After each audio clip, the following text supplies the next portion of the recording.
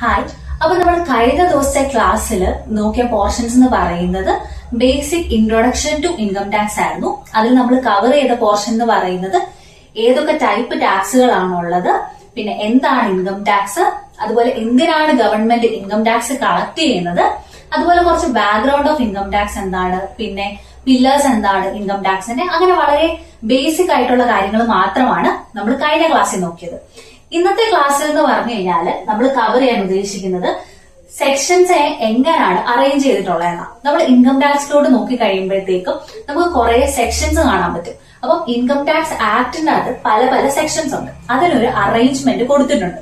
അപ്പം അതിലെ ചാപ്റ്റർ 1 ആയിരിക്കും നമ്മൾ ഇന്ന് നോക്കുന്നത്. പിന്നെ വളരെ ഇമ്പോർട്ടന്റ് ആയിട്ട് എക്സാമിന്റെ ബേസ് ചെയ്ത് നോക്കുമ്പോഴത്തേക്കും വളരെ ഇമ്പോർട്ടന്റ് ആയിട്ടുള്ള കാര്യമാണ് ഡെഫിനിഷൻസ് എന്ന് പറയുന്നത്. Person, income, casual income, assessment year, previous year, ഇത് ഇത്രയുമായിരിക്കും ഇന്നത്തെ ക്ലാസ്സിൽ നമ്മൾ നോക്കാൻ പോകുന്നത്. പക്ഷെ ഇതിൽ കൂടുതൽ ഡെഫിനേഷൻസ് നമുക്ക് പഠിക്കാനുണ്ട്.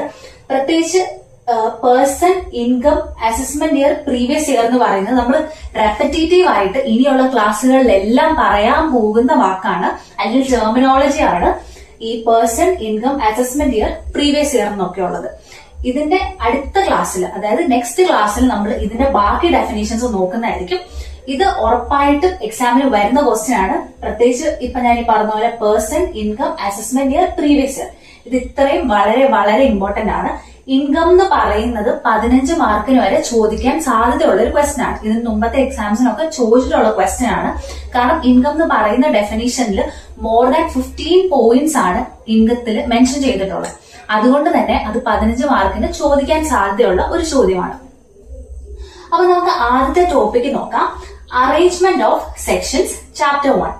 ഇവിടെ ചാപ്റ്റർ 1 എന്ന് പറയുന്നത് പ്രിലിമിനറി സെക്ഷൻ ആണ്. നമുക്കറിയാം എന്തൊരു സാധനത്തിലോട്ട് കയറുന്നതിന് മുമ്പ് അല്ലെങ്കിൽ ഒരു ടോപ്പിക്കിനെ കുറിച്ച് നമ്മൾ പഠിക്കുന്നതിന് മുമ്പായാലും നമ്മൾ അതിനെക്കുറിച്ച് പ്രിലിമിനറി ആയിട്ടുള്ള കാര്യങ്ങൾ നോക്കും, അല്ലെങ്കിൽ ബേസിക് ആയിട്ടുള്ള ഒരു കാര്യങ്ങൾ നോക്കും. നമ്മൾ കഴിഞ്ഞ ദിവസം ഇൻകം ടാക്സിന്റെ ആദ്യത്തെ ക്ലാസ് നോക്കിയെന്ന് പറയുന്നത് ബേസിക് ആയിരുന്നു. അതുപോലെ ഇവിടെ പ്രിലിമിനറി ചാപ്റ്റർ ആണ് ചാപ്റ്റർ 1 എന്ന് പറയുന്നത്. അതിലെ സെക്ഷൻ 1 എന്ന് പറയുന്നതാണ് short title, extend and commencement എന്ന് പറയുന്നത്. ഇവിടെ ഷോർട്ട് ടൈറ്റിൽ എന്നതുകൊണ്ട് ഉദ്ദേശിക്കുന്നത് നമ്മൾ എന്തിനെ പറ്റിയാ പഠിക്കുന്നത്? ഇൻകം ടാക്സ് ആക്ടിനെ പറ്റിയാ പഠിക്കുന്നത്. അപ്പം ഇവിടെ ഷോർട്ട് ടൈറ്റിൽ എന്ന് പറയുന്നത് ഇൻകം ടാക്സ് ആക്ട് 1961. നമ്മൾ എന്തിനെ പറ്റിയാണോ പഠിക്കുന്നത് അതാണ് ഇവിടെ ഷോർട്ട് ടൈറ്റിലായിട്ട് വരുന്നത്. പിന്നെ വരുന്നതാണ് എക്സ്റ്റെൻഡ് എന്ന് പറയുന്നത്. എക്സ്റ്റെൻഡ് എന്ന് പറഞ്ഞു കഴിഞ്ഞാൽ ആർക്കൊക്കെ ആപ്ലിക്കബിൾ ആണ്, അല്ലെങ്കിൽ എവിടെയൊക്കെ ആപ്ലിക്കബിൾ ആണ് എന്നതാണ് എക്സ്റ്റെൻഡ് കൊണ്ട് ഉദ്ദേശിക്കുന്നത്. ഇവിടെ നമുക്കറിയാം ഇൻകം ടാക്സ് ആക്ട് എന്ന് പറയുന്നത് ഓൾ ഓവർ ഇന്ത്യ ആപ്ലിക്കബിൾ ആയിട്ടുള്ള ഒരു കാര്യമാണ്. അതുകൊണ്ട് തന്നെ എക്സ്റ്റെൻഡ് എന്ന് പറയുന്നത് ഓൾ ഓവർ ഇന്ത്യ ആണ്.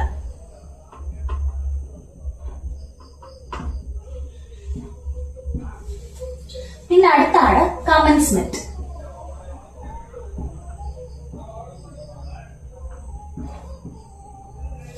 കമൻസ്മെന്റ് എന്ന് പറഞ്ഞു കഴിഞ്ഞാൽ കമൻസ് ചെയ്ത ഡേറ്റ്, അല്ലെങ്കിൽ എന്ന് തൊട്ടാണ് ആ ആക്ട് നമ്മൾ ഫോളോ ചെയ്യാൻ തുടങ്ങിയ ഡേറ്റിനെയാണ് കമൻസ്മെന്റ് എന്ന് പറയുന്നത്, അല്ലെങ്കിൽ കമൻസിംഗ് ഡേറ്റ് എന്ന് പറയുന്നത്. ഇവിടെ കമൻസ്മെന്റ് ഡേറ്റ് എന്ന് പറയുന്നത് ഇൻകം ടാക്സ് ആക്ട് നമ്മൾ ഫോളോ ചെയ്യാൻ തുടങ്ങിയത് 1st April 1962. ഞാൻ പറഞ്ഞു ഓൾറെഡി ഇൻകം ടാക്സ് ആക്ട് വന്നു കഴിഞ്ഞ് ഒരു വർഷം കൂടെ കഴിഞ്ഞപ്പോഴാണ് റൂൾസ് വന്നത്. അത് കഴിഞ്ഞ് നോട്ടിഫൈ ഒക്കെ ചെയ്ത് കഴിഞ്ഞിട്ടാണ് നമ്മൾ അത് ഫോളോ ചെയ്യുന്നത്, അല്ലെങ്കിൽ നോട്ടിഫൈ ചെയ്തതിനെയാണ് കമന്റ്സ് ചെയ്യുക എന്ന് ഉദ്ദേശിക്കുന്നത്. അതാണ് 1st April 1962 എന്ന് പറയുന്നത്. പിന്നെ നമ്മൾ സെക്ഷൻ 2 എന്ന് പറയുന്നത് ഡെഫിനീഷൻസ് ആണ്. ഞാൻ പറഞ്ഞു ഇന്ന് നമ്മൾ പഠിക്കാൻ പോകുന്നത് ഡെഫിനീഷൻസ് ആണെന്ന് പറഞ്ഞു. അപ്പൊ സെക്ഷൻ 2 എന്ന് പറയുന്ന ഡെഫിനീഷൻസ് ആയതുകൊണ്ട് തന്നെ നമ്മുടെ ഈ എല്ലാം, അതായത് പേഴ്സൺ ആയിക്കോട്ടെ, ഇൻകം ആയിക്കോട്ടെ, കാഷ്വൽ ഇൻകം ആയിക്കോട്ടെ, അസസ്മെന്റ് ഇയർ, പ്രീവിയസ് ഇയർ, പിന്നെ നമ്മൾ പഠിക്കുന്ന അസസി, ഇത് എല്ലാം എന്ന് പറയുന്നത് സെക്ഷൻ 2ന്റെ അകത്ത് തന്നെയാണ് മെൻഷൻ ചെയ്തിട്ടുള്ളത്. ഇതിനെ പക്ഷെ സ്പെസിഫൈ ചെയ്യാനായിട്ട് സബ് സെക്ഷൻ വെച്ചിട്ട് എഴുതും. അതായത് ഇപ്പൊ പേഴ്സൺ ആണെങ്കിൽ സെക്ഷൻ 2 സബ് സെക്ഷൻ 31, അങ്ങനെ ഇതിനെല്ലാത്തിനും സബ് സെക്ഷനിലുള്ള വ്യത്യാസങ്ങളേ ഉള്ളൂ. പക്ഷെ എല്ലാ ഡെഫിനീഷൻസ് എന്ന് പറയുന്നതും സെക്ഷൻ 2ന്റെ അകത്താണ് മെൻഷൻ ചെയ്തിട്ടുള്ളത്. എക്സെപ്ഷണൽ കേസ് എന്ന് പറയുന്നത് ഒരൊറ്റ ഒന്നേ ഉള്ളൂ. സെക്ഷൻ 3 എന്ന് പറയുന്നത് പ്രീവിയസ് ഇയറിനെ ഡിഫൈൻ ചെയ്തിട്ടുള്ളതാണ്. നമ്മളപ്പം ഇന്ന് നോക്കാനുള്ള ആദ്യത്തെ പാർട്ട് നോക്കിക്കഴിഞ്ഞു. ആദ്യത്തെ പാർട്ട് എന്ന് പറയുന്നത് അറേഞ്ച്മെന്റ് ഓഫ് സെക്ഷൻസ് ആണ്. അതിലെ ചാപ്റ്റർ 1 എന്ന് പറയുന്നത് പ്രിലിമിനറി ആണ്. സെക്ഷൻ 1 എന്ന് പറയുന്നത് short title, extent and commencement ആണ്. ഷോർട്ട് ടൈറ്റിൽ എന്ന് പറഞ്ഞു കഴിഞ്ഞാൽ നമ്മൾ എന്തിനെ കുറിച്ചാണ് പഠിക്കുന്നത്? ഇൻകം ടാക്സിനെ കുറിച്ച്. അപ്പം ഇൻകം ടാക്സ് ആക്ട് 1961 ആണ് ഇവിടുത്തെ ഷോർട്ട് ടൈറ്റിൽ എന്ന് പറയുന്നത്. അടുത്തത് എക്സ്റ്റെന്റ് ആണ്. എക്സ്റ്റെന്റ് എന്ന് പറഞ്ഞു കഴിഞ്ഞാൽ എവിടെയൊക്കെ ആപ്ലിക്കബിൾ ആണ് എന്നുള്ളതാണ്. അപ്പോൾ ഇവിടെ വരുമ്പോഴത്തേക്കും ഓൾ ഓവർ ഇന്ത്യ അല്ലെങ്കിൽ ഹോൾ ഓഫ് ഇന്ത്യ ആണ് ആപ്ലിക്കബിലിറ്റി വരുന്നത്. പിന്നെ കമൻസ്മെന്റ് എന്ന് പറഞ്ഞാൽ എന്ന് തൊട്ടാണ് ഇത് സ്റ്റാർട്ട് ചെയ്തത് അല്ലെങ്കിൽ കമൻസ് ചെയ്തത് എന്നുള്ളതാണ്. ഇവിടെ കമൻസ് ചെയ്തതെന്ന് പറയുന്നത് 1st April 1962 ആണ്. പിന്നെ സെക്ഷൻ 2 എന്ന് പറയുന്നതാണ് ഡെഫിനീഷൻസ്. അതിന്റെ ഒരു എക്സെപ്ഷണൽ കേസ് ആണ് സെക്ഷൻ 3 എന്ന് പറയുന്ന പ്രീവിയസ് ഇയർ എന്ന് പറയുന്നത്. കാരണം ബാക്കി എല്ലാ ഡെഫിനീഷൻസ് എന്ന് പറയുന്നതും സെക്ഷൻ 2 പ്രകാരമാണ്. എന്നാൽ പ്രീവിയസ് ഇയർ മാത്രമാണ് സെക്ഷൻ 3 ഡിഫൈൻ ചെയ്തിട്ടുള്ളത്. അപ്പം അടുത്ത പോർഷൻ എന്ന് പറയുന്നത് നമുക്ക് നോക്കാനുള്ളത് ഡെഫിനീഷൻസ് ആണ്. അതിലെ ആദ്യത്തെ നമുക്ക് നോക്കാനുള്ളതെന്ന് പറയുന്നത് പേഴ്സൺ ആണ്. പേഴ്സണെ ഡിഫൈൻ ചെയ്തിരിക്കുന്നത് സെക്ഷൻ 2 സബ് സെക്ഷൻ 31 ഞാൻ ഓൾറെഡി പറഞ്ഞു എല്ലാ സെക്ഷൻസ് എന്ന് പറയുന്നതും സെക്ഷൻ 2 ഡിഫൈൻ ചെയ്തിട്ടുള്ളത്. സബ് സെക്ഷന്റെ വ്യത്യാസങ്ങൾ മാത്രമേ ഉള്ളൂ എന്ന്. അപ്പം ഇവിടെ പേഴ്സൺ എന്ന് പറയുന്നത് സെക്ഷൻ 2 സബ് സെക്ഷൻ 31 ഡിഫൈൻ ചെയ്തിട്ടുള്ളത്. ഒരു പേഴ്സൺ എന്ന് പറഞ്ഞു കഴിഞ്ഞാൽ അതിൽ ഒരു ഇൻഡിവിജ്വൽ ആകാം, ഒരു HUF ആകാം, ഒരു ലോക്കൽ അതോറിറ്റി ആകാം, ഒരു കമ്പനി ആകാം, ഒരു ഫേം ആകാം, AOP അല്ലെങ്കിൽ BOI ആകാം, അതുപോലെ തന്നെ ആർട്ടിഫിഷ്യൽ ജുഡീഷ്യൽ പേഴ്സണും ആകാം. ഇങ്ങനെ 7 കാറ്റഗറിയാണ് ബേസിക്കലി പേഴ്സണിന്റെ അകത്ത് വരുന്നത്. നമ്മൾ നോർമലി ഒരു പേഴ്സൺ എന്ന് പറഞ്ഞു കഴിഞ്ഞാൽ നമ്മൾ ഇൻഡിവിജ്വലിനെ അല്ലേ ഉദ്ദേശിക്കുന്നത്. ദാറ്റ് പേഴ്സൺ എന്ന് പറയുമ്പോഴത്തേക്ക് നമ്മൾ ഒരു ഇൻഡിവിജ്വലിനെ ഉദ്ദേശിക്കുന്നത് നോർമൽ ഇംഗ്ലീഷിൽ.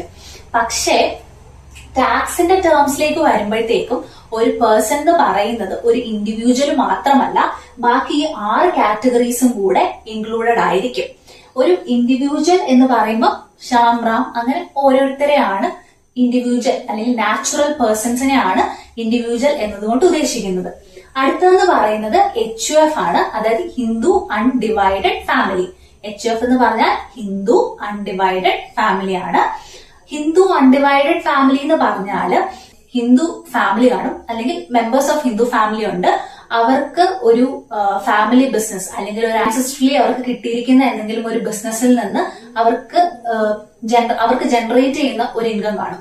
ആ ഇൻകത്തെ ടാക്സ് ചെയ്യാൻ വേണ്ടിയിട്ടാണ് അവരെ HUF എന്ന് പറയുന്ന ഒരു കാറ്റഗറിയിലോട്ട് മാറ്റിയത്. HUF എന്ന് പറയുന്നത് പേരിലുള്ള പോലെ തന്നെ ഹിന്ദു അൺഡിവൈഡഡ് ഫാമിലി ആണ്. HUF എന്ന് പറഞ്ഞാല് ഒരു ഹിന്ദു ഫാമിലി മെമ്പേഴ്സ് ചേർന്നിട്ട് ഒരു ജോയിന്റ് ബിസിനസ് നടത്തുക അല്ലെങ്കിൽ ഒരു ഫാമിലി ബിസിനസ് നടത്തുക, അതിനെയാണ് HUF എന്ന് പറയുന്നത്. അടുത്തത് ലോക്കൽ അതോറിറ്റി. ലോക്കൽ അതോറിറ്റി എന്ന് പറഞ്ഞാൽ മുനിസിപ്പാലിറ്റി ഉണ്ട്, പഞ്ചായത്ത് ഉണ്ട്, അതൊക്കെയാണ് ലോക്കൽ അതോറിറ്റി. പിന്നെ അടുത്തത് കമ്പനി. കമ്പനി എന്ന് പറഞ്ഞാൽ അതില് പബ്ലിക് കമ്പനിയും വരും, പ്രൈവറ്റ് കമ്പനിയും വരും. പിന്നെ അടുത്തതാണ് ഫേം. ഫേം എന്ന് പറഞ്ഞു കഴിഞ്ഞാല് പാർട്ട്ണർഷിപ്പ് ഫേം ആണ് ഉദ്ദേശിക്കുന്നത്. 2 അതിൽ കൂടുതലോ ആൾക്കാരെ ഒരുമിച്ച് ചേർന്ന് ഒരു മെയിൻ ഒബ്ജക്റ്റീവിന് വേണ്ടിയിട്ട് ഫോം ചെയ്യുക അല്ലെങ്കിൽ ഇൻകം ജനറേറ്റ് ചെയ്യാൻ വേണ്ടിയിട്ട് പാർട്ട്ണർഷിപ്പിലായിട്ട് ബിസിനസ് സ്റ്റാർട്ട് ചെയ്യുന്നതിനെയാണ് ഫേം എന്നതുകൊണ്ട് ഉദ്ദേശിക്കുന്നത്. AOP അല്ലെങ്കിൽ BOI. AOP എന്ന് പറഞ്ഞാല് അസോസിയേഷൻ ഓഫ് പേഴ്സൺസ് ആണ് അല്ലെങ്കിൽ അസോസിയേഷൻ ഓഫ് പേഴ്സൺ ആണ്.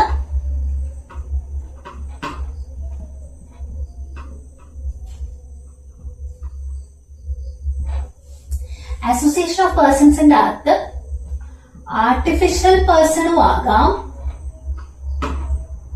ആർട്ടിഫിഷ്യൽ പേഴ്സൺ എന്ന് പറഞ്ഞാൽ ഒരു കമ്പനിയോ ഒരു ഫേമോ ചേർന്ന് ഒരു സെപ്പറേറ്റ് ലീഗൽ എൻറ്റിറ്റി ആയിട്ട് ഫോം ചെയ്തേക്കുവാണ്. അങ്ങനെ വേണമെങ്കിലും ആകാം. അതല്ല എന്നുണ്ടെങ്കിൽ നാച്ചുറൽ പേഴ്സൺസും ആവാം. നാച്ചുറൽ പേഴ്സൺസ് പറഞ്ഞാൽ ഞാൻ ഓൾറെഡി പറഞ്ഞു ഇൻഡിവിജ്വൽസ് ആവാം. അപ്പം ഇവര് ഒരു കോമൺ ഒബ്ജക്റ്റീവിന് വേണ്ടിയിട്ട് ഫോം ചെയ്തേക്കുവാണ്. ആ കോമൺ ഒബ്ജക്റ്റീവിലൂടെ അവരാണെങ്കിൽ ഇൻകം ജനറേറ്റ് ചെയ്യാൻ വേണ്ടിയിട്ടാണ് ഈ AOP ക്രിയേറ്റ് ചെയ്യുന്നത്. ഇവിടെ ഓർക്കേണ്ടത് കോമൺ ഒബ്ജക്റ്റീവും ഉണ്ട്,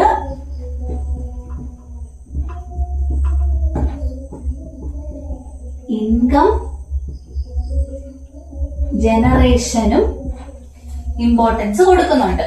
കോമൺ ഒബ്ജക്റ്റീവിന് വേണ്ടിയിട്ട് ആർട്ടിഫിഷ്യൽ പേഴ്സൺസോ നാച്ചുറൽ പേഴ്സൺസോ ഒരുമിച്ച് വന്ന് ഒരു സെപ്പറേറ്റ് ലീഗൽ എൻറ്റിറ്റി ഉണ്ടാക്കുന്നു. അവർ ചെയ്യുന്ന വർക്കിൽ നിന്ന്, അല്ലെങ്കിൽ അവർ ബിസിനസ് ചെയ്യുവാണെങ്കിൽ അതിൽ നിന്ന് അവർക്ക് കിട്ടാൻ, അല്ലെങ്കിൽ അവർ പ്രോഫിറ്റ് ഉണ്ടാക്കാൻ വേണ്ടിയിട്ടാണ് ട്രൈ ചെയ്യുന്നത്, അല്ലെങ്കിൽ ഇൻകം ജനറേറ്റ് ചെയ്യാൻ വേണ്ടിയിട്ടാണ് ട്രൈ ചെയ്യുന്നത്. അതിനെയാണ് ഒരു AOP എന്ന് പറയുന്നത്. അടുത്തതാണ് BOI.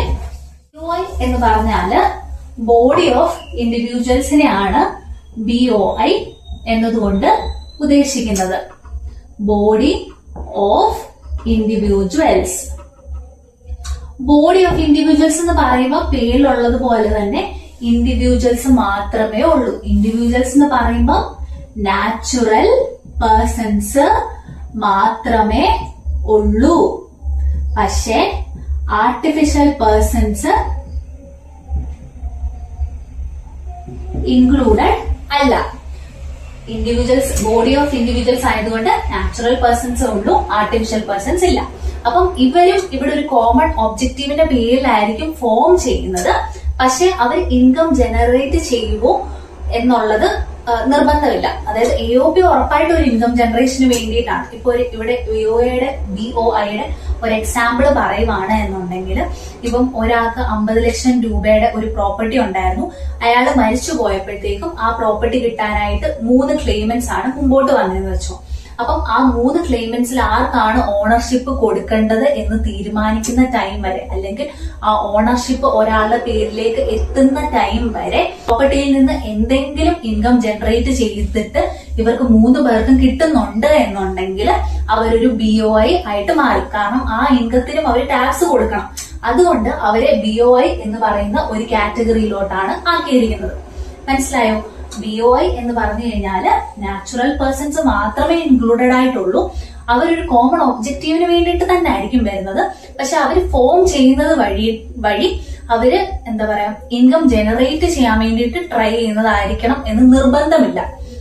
ഇപ്പൊ ഞാൻ പറഞ്ഞ എക്സാമ്പിൾ പോലെ ഒരാൾക്ക് ഒരു പ്രോപ്പർട്ടി ഉണ്ടായിരുന്നു, 50 ലക്ഷത്തിന്റെ ഒരു പ്രോപ്പർട്ടി. അത് അയാൾ മരിച്ചു പോയി കഴിഞ്ഞപ്പോഴത്തേക്കും 3 ക്ലെയിമൻസ് മുമ്പോട്ട് വന്നു. പക്ഷെ ആർക്കാണ് ഓണർഷിപ്പ് കൊടുക്കേണ്ടത് എന്ന് തീരുമാനിക്കാൻ എടുക്കുന്ന ഒരു ടൈം പീരീഡ് ഉണ്ട്. ആ ടൈം പീരീഡിനുള്ളിൽ ഈ 3 ക്ലെയിമൻസിനും അവർക്ക് മണി കിട്ടുന്നുണ്ട്, അല്ലെങ്കിൽ അതിൽ നിന്ന് എന്തെങ്കിലും ഇൻകം ജനറേറ്റ് ആവുന്നുണ്ട് എന്നുണ്ടെങ്കിൽ അവരെ ആ ഒരു ഇൻകത്തെ ആക്ച്വലി ടാക്സബിൾ, അല്ലെങ്കിൽ ടാക്സബിലിറ്റി കാണിക്കാൻ വേണ്ടിയിട്ട് അവരെ ഒരു ബോഡി ഓഫ് ഇൻഡിവിജ്വൽസ് ആയിട്ടായിരിക്കും കൺസിഡർ ചെയ്യുക. അപ്പം അതാണ് AOPയും BOIയും. AOPക്കകത്ത് നാച്ചുറൽ പേഴ്സൺസും ഉണ്ട്, ആർട്ടിഫിഷ്യൽ പേഴ്സൺസും ഉണ്ട്. BOIക്കകത്ത് ഇൻഡിവിജ്വൽസ് മാത്രമേ ഉള്ളൂ. പിന്നെ ലാസ്റ്റ് ആണ് എവറി ആർട്ടിഫിഷ്യൽ ജുഡീഷ്യൽ പേഴ്സൺസ്. അതിൻ്റെ അകത്ത് വരുന്നതെന്ന് പറഞ്ഞു കഴിഞ്ഞാൽ ഇത്രയും നേരം നമ്മൾ പറഞ്ഞ ഒരു കാറ്റഗറിയിലും വരാത്ത കുറച്ച് ആൾക്കാർ കാണും. അതായത് ട്രസ്റ്റുകള്, പിന്നെ അതുപോലെ തന്നെ ചാരിറ്റിക്ക് വേണ്ടിയിട്ട് ഫോം ചെയ്യുന്ന ചാരിറ്റബിൾ ട്രസ്റ്റുകൾ ആയിക്കോട്ടെ, അങ്ങനത്തേത്. അതുപോലെ തന്നെ government bodies created by law. ഈ ഇത്രയും നേരം പറഞ്ഞ ഹെഡ്സിൽ വരാത്ത എന്തൊക്കെ കാറ്റഗറീസ് ഉണ്ടോ, അല്ലെങ്കിൽ എന്തൊക്കെ ഇൻകം ജനറേറ്റ് ചെയ്യുന്ന ആളുകളുണ്ടോ, അവരെ എല്ലാം കൂടെ നമ്മൾ AGPക്കകത്തായിരിക്കും ഇൻക്ലൂഡ് ചെയ്യുന്നത്. അല്ലെങ്കിൽ അവർക്ക് ടാക്സബിലിറ്റി വരുമ്പോഴത്തേക്കും അവരെ AJPയിലായിരിക്കും കൺസിഡർ ചെയ്യുക, എവറി ആർട്ടിഫിഷ്യൽ ജുഡീഷ്യൽ പേഴ്സണിൽ. അപ്പം പേഴ്സന്റെ ഡെഫിനിഷൻ എന്ന് പറയുന്നത് സെക്ഷൻ 2 സബ്സെക്ഷൻ 31 ഡിഫൈൻ ചെയ്തിട്ടുള്ളത്. ഒരു ഇൻഡിവിജ്വൽ ആകാം, ഒരു HUF ആകാം, ലോക്കൽ അതോറിറ്റി ആകാം, ഫേം ആകാം, കമ്പനി ആകാം, AOP അല്ലെങ്കിൽ BOI ആകാം.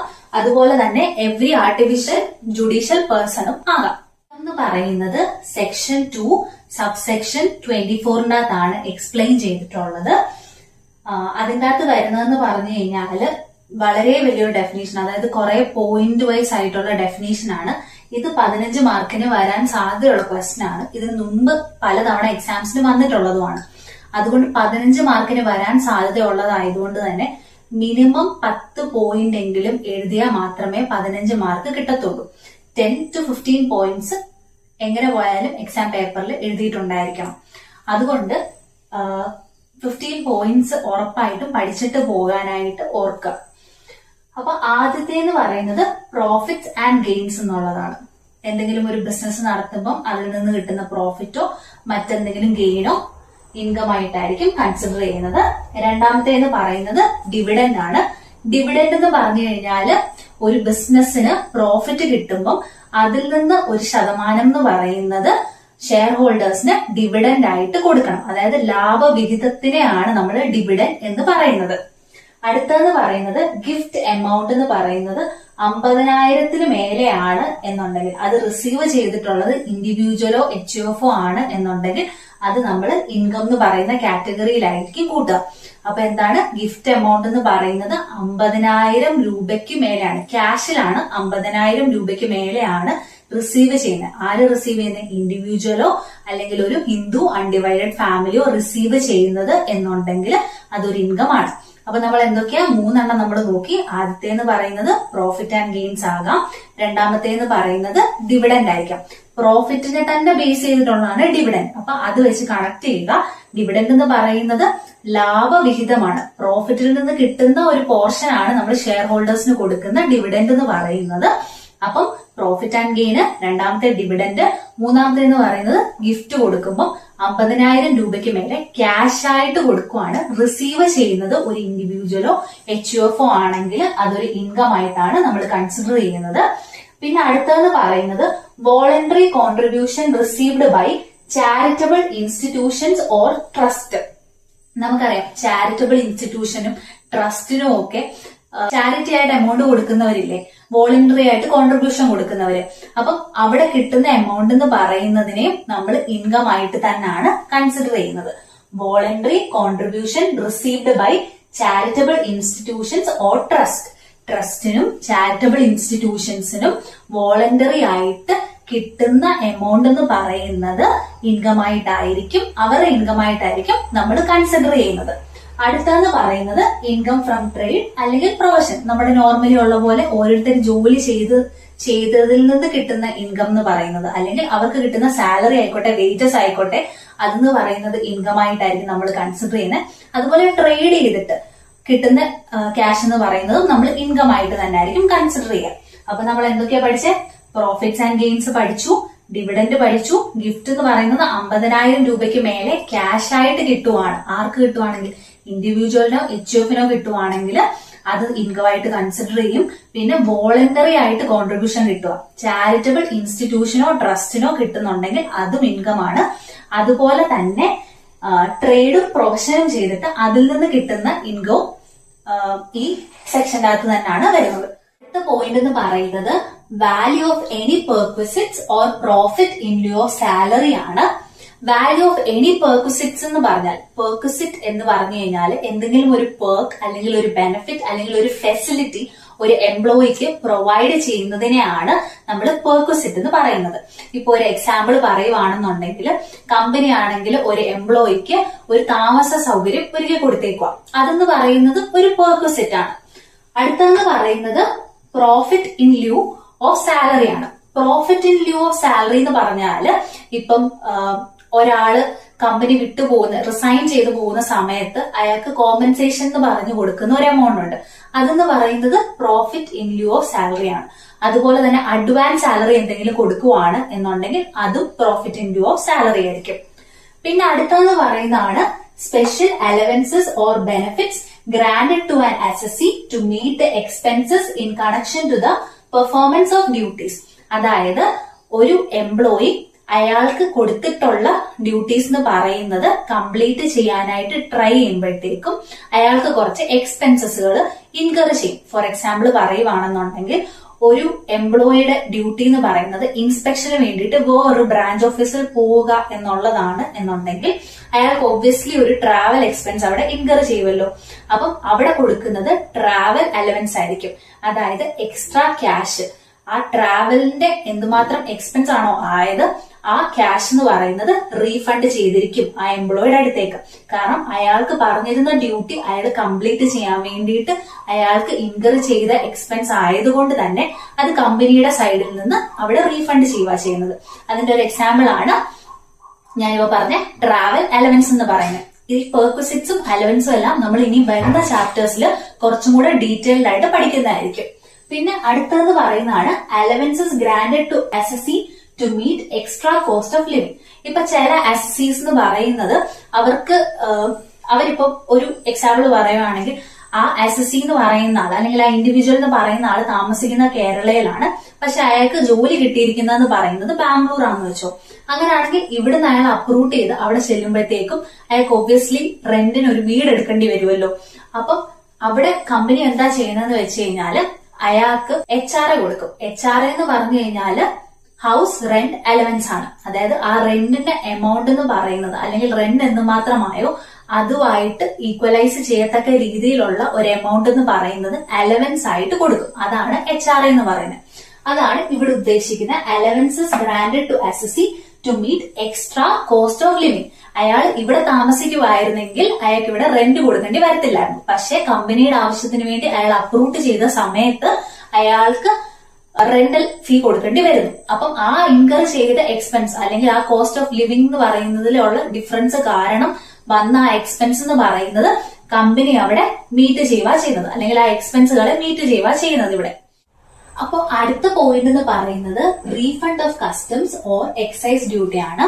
കസ്റ്റംസ് ഡ്യൂട്ടി എന്ന് പറയുന്നത് അല്ലെങ്കിൽ റീഫണ്ട് ഓഫ് കസ്റ്റംസ് ഡ്യൂട്ടി കൊണ്ട് ഉദ്ദേശിക്കുന്നത് എന്താന്ന് വെച്ചാല് ഇപ്പം ഒരു ഇമ്പോർട്ടർ ആണെങ്കിൽ കസ്റ്റംസ് ഡ്യൂട്ടി പേ ചെയ്തിട്ടുണ്ട്, പക്ഷെ പിന്നീടാണ്, അതായത് ഗുഡ്സ് റിസീവ് ചെയ്ത് കഴിഞ്ഞാണ് അദ്ദേഹം മനസ്സിലാക്കുന്നത് ആ ഗുഡ്സ് എന്ന് പറയുന്നത് ഡിഫക്റ്റീവ് ആയിരുന്നു എന്നുള്ളത്.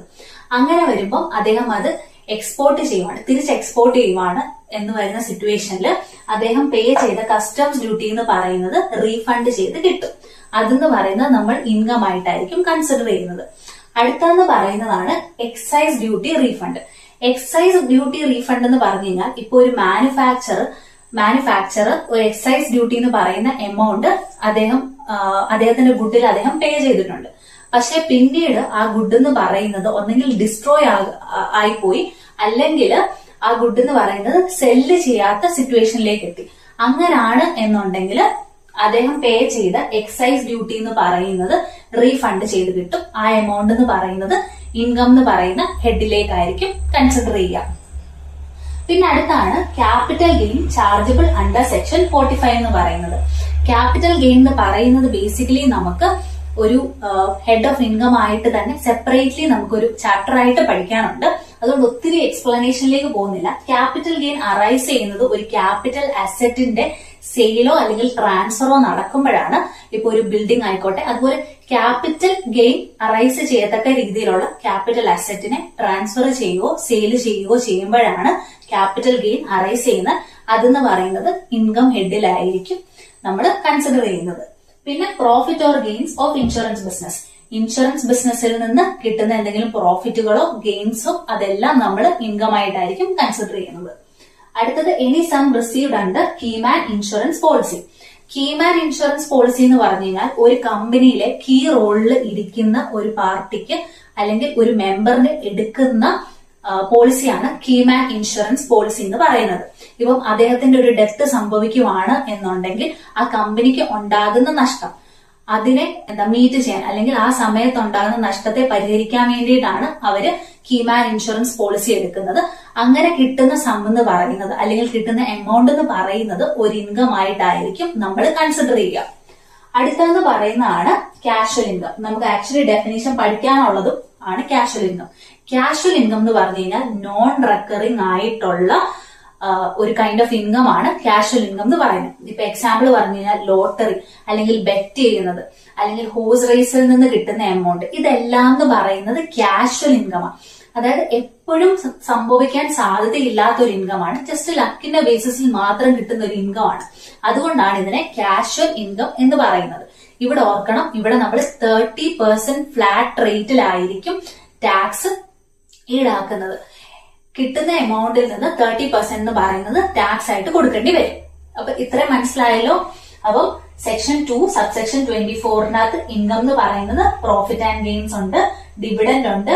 ഗിഫ്റ്റ് എമൗണ്ട് എന്ന് പറയുന്നത് 50,000 രൂപയ്ക്ക് മേലെയാണ് എന്നുണ്ടെങ്കിൽ അത് റിസീവ് ചെയ്യുന്നത് ഇൻഡിവിജ്വലോ HUFO ആണെങ്കിൽ അത് ഇൻകത്തിന് അണ്ടറിൽ വരും. അതുപോലെ voluntary contribution received by charitable institutions or trust, income from trade profession, അതുപോലെ value of any perquisites or profit in view of salary, പിന്നെ special allowances or benefits granted to an assessee to meet the expenses in connection to the performance of duties, allowances granted to assessee to meet extra cost of living, refund of customs or excise duty, capital gain chargeable under section 45, profits or gains of insurance business, പിന്നെ any sum received under keyman insurance policy, lastly casual income. അപ്പം ഇത് ഇത്രയുമാണ് basically നമുക്ക് നോക്കാനുള്ളത്. ഇതിൽ കൂടുതൽ points ഇൻകത്തിന്റെ അണ്ടറിൽ text ബുക്കിൽ mention ചെയ്തിട്ടുണ്ട്. ഇതിൽ നിങ്ങൾക്ക് ഓർക്കാൻ പറ്റുന്ന 15 പോയിന്റ്സ് ആണ് ബേസിക്കലി ഓർത്ത് വെക്കേണ്ടത്. 10 to 15 പോയിന്റ്സ് ഓർത്ത് വെച്ചാൽ മതി. അപ്പോ ഇത് ഉറപ്പായിട്ടും പഠിച്ചിരിക്കേണ്ടതാണ്. സെക്ഷൻ എന്ന് പറയുന്നത് 2 സബ്സെക്ഷൻ 24 ആണ്. ഇത് എക്സാമിന് ചോദിക്കാറുള്ളതാണ്. അപ്പൊ നമ്മള് ഡെഫിനേഷൻസിൽ പേഴ്സണും നോക്കി, ഇൻകവും നോക്കി. ഇൻകത്തിന്റെ അകത്ത് തന്നെ നമ്മൾ കാഷ്വൽ ഇൻകം നോക്കിയായിരുന്നു. കാഷ്വൽ ഇൻകം എന്ന് പറയുന്നത് നോൺ റെക്കറിങ്ങോ അല്ലെങ്കിൽ നോൺ റെപ്പറ്റീറ്റീവോ ആയിട്ടുള്ള ഇൻകത്തെയാണ് നമ്മൾ കാഷ്വൽ ഇൻകം എന്ന് പറയുന്നത്. ബേസിക്കലി ലോട്ടറിയിൽ നിന്ന് കിട്ടുന്ന വിന്നിങ്സ് ആയിക്കോട്ടെ, അല്ലെങ്കിൽ ഹോഴ്സ് റേസിൽ നിന്ന്, ബെറ്റിംഗിൽ നിന്ന്, ഓപ്ഷനിൽ നിന്ന്, അങ്ങനെയൊക്കെ നമുക്ക് കിട്ടുന്ന ഇൻകത്തെയാണ് നമ്മൾ കാഷ്വൽ ഇൻകം എന്ന് പറയുന്നത്. അതായത് നമുക്ക് എപ്പോഴും കിട്ടാൻ സാധ്യതയുള്ള ഒരു ഇൻകം അല്ല, ചില സമയത്ത് മാത്രം. അതുകൊണ്ടാണ് നോൺ റെപ്പറ്റീറ്റീവ് ആയിട്ടുള്ള ഒരു ഇൻകം എന്ന് പറയുന്നത്. പിന്നെ ഓർക്കേണ്ട ഒരു കാര്യം എന്താന്ന് വെച്ചാൽ ഇവിടെ ഫ്ലാറ്റ് 30% ആയിരിക്കും ടാക്സ് ഡിഡക്ട് ചെയ്യുന്നത്. പിന്നെ 10,000 റുപ്പീസിൽ കൂടുതൽ വിന്നിങ്സ് ഉണ്ട് എന്നുണ്ടെങ്കിൽ ടാക്സ് എന്ന് പറയുന്നത് ഡിഡക്റ്റഡ് അറ്റ് സോഴ്സ് ആയിരിക്കും. അപ്പം ടാക്സ് റേറ്റ് എന്ന് പറയുന്നത് 30% ആണ്. പിന്നെ 10,000 റുപ്പീസിൽ കൂടുതൽ വിന്നിങ്സ് ഉണ്ട് എന്നുണ്ടെങ്കിൽ ടാക്സ് എന്ന് പറയുന്നത് ഡിഡക്റ്റഡ് അറ്റ് സോഴ്സ് ആയിരിക്കും. അടുത്തത് നമുക്ക് നോക്കാനുള്ളതാണ് അസസ്മെന്റ് ഇയറും പ്രീവിയസ് ഇയറും. അസസ്മെന്റ് ഇയർ എന്ന് പറയുന്നത് ഡിഫൈൻ ചെയ്തിരിക്കുന്നത് സെക്ഷൻ 2 സബ്സെക്ഷൻ 9 അകത്താണ്. അതെന്ന് പറയുന്നത് ഒരു പീരീഡ് ഓഫ് 12 months ആയിരിക്കും. അത് എപ്പോഴും 12 മാസത്തിന്റെ പീരീഡ് ആയിരിക്കും എടുക്കുക. അത് ഇപ്പം ഈ അസസ്മെന്റ് ഇയർ എന്ന് പറയുന്നത് അസസ്മെന്റ് ഇയർ 2025-26 ആയിരിക്കും. നമ്മൾ ഏത് വർഷത്തിലാണോ ഇരിക്കുന്നത് ആ വർഷം തൊട്ട് അടുത്ത വർഷം 31st March വരെ, അതായത് 1st April 2025 to 31st March 2026 ആണ് ഇപ്പോഴത്തെ അസസ്മെന്റ് ഇയർ എന്ന് പറയുന്നത്. എപ്പോഴും 12 മാസത്തെ പീരീഡ് ആയിരിക്കും വരുന്നത്. പിന്നെ വരുന്നതാണ് പ്രീവിയസ് ഇയർ. ഞാൻ ഓൾറെഡി പറഞ്ഞു സെക്ഷൻ 3-ക്കകത്താണ് പ്രീവിയസ് ഇയർ ഡിഫൈൻ ചെയ്തിട്ടുള്ളത്. അപ്പോ സെക്ഷൻ 3 പ്രകാരം പ്രീവിയസ് ഇയർ എന്ന് പറയുന്നത് അസസ്മെന്റ് ഇയറിന്റെ തൊട്ടു മുമ്പത്തെ വർഷം, അതായത് പ്രീവിയസ്ലി ഉള്ള ഇയർ അല്ലെങ്കിൽ പ്രിസീഡിംഗ് ഇയറിനെയാണ് നമ്മൾ പ്രീവിയസ് ഇയർ എന്ന് പറയുന്നത്. അസസ്മെന്റ് ഇയറിന്റെ തൊട്ടു മുമ്പത്തെ. ഇപ്പൊ ഞാൻ പറഞ്ഞു അസസ്മെന്റ് ഇയർ എന്ന് പറയുന്നത് 25-26 ആണെന്ന് പറഞ്ഞു. അപ്പോ പ്രീവിയസ് ഇയർ എന്ന് പറയുന്നത് 24-25 ആയിരിക്കും. മനസ്സിലായല്ലോ?